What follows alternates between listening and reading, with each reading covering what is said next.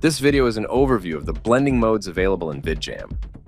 Blending modes determine how a layer will be combined with the layer below it. You can use different blending modes to achieve various effects.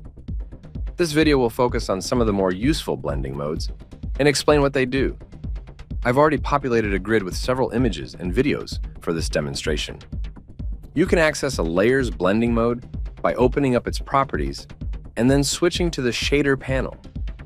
This drop-down list contains all the available blending modes. The various blending modes have been grouped together by overall functionality. The top three modes are the most commonly used ones. The default blending mode is Screen. Screen mode is actually one of the lightening modes, but is located at the top of the list for easy access.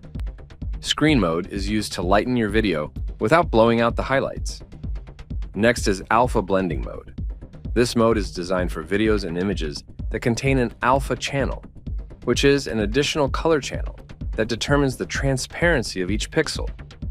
For alpha blending to function as intended, your content must include an alpha channel. Without it, the image will be fully opaque. All blending modes will also use an alpha channel to determine transparency while still following their individual blending rules.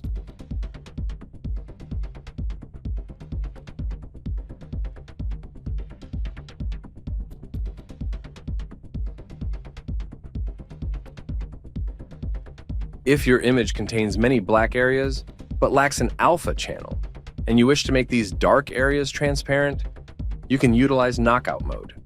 This mode has parameters for min and max. Pixels darker than the min setting become fully transparent, while those brighter than the max setting remain completely opaque. Pixels falling between these values will appear semi-transparent, allowing for nuanced control over which parts of your image are visible.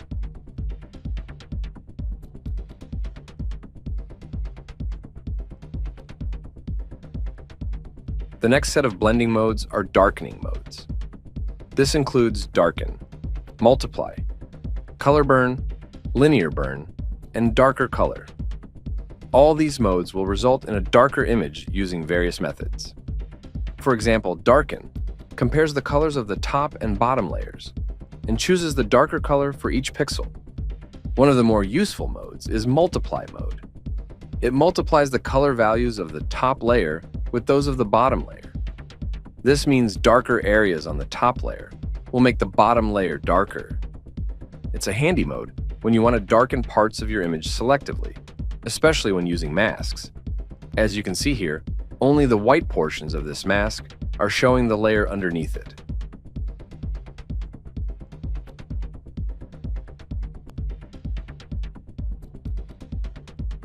Moving on to lightening modes. This includes lighten, color dodge, add, and lighter color. These are great for brightening your footage. All these modes will result in a lighter image. For example, add mode increases brightness by adding the blend layer's color values to the base layer. It can create high-impact bright effects suitable for achieving glows or highlights. This is a more dramatic blending mode than screen mode, since screen mode will avoid blowing out the highlights.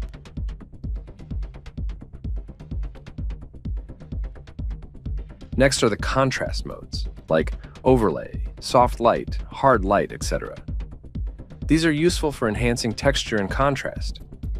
For example, overlay adjusts the contrast by either multiplying or screening colors based on the base color. It's useful for adding depth or enhancing textures without altering the original tones too much. Then we have comparative modes. These modes are used for comparing the base and blend colors in various ways and can result in more creative effects. And finally, we have color modes. These modes are used to apply the blend color's hue, saturation, color, or luminosity, while retaining the base layer's other properties.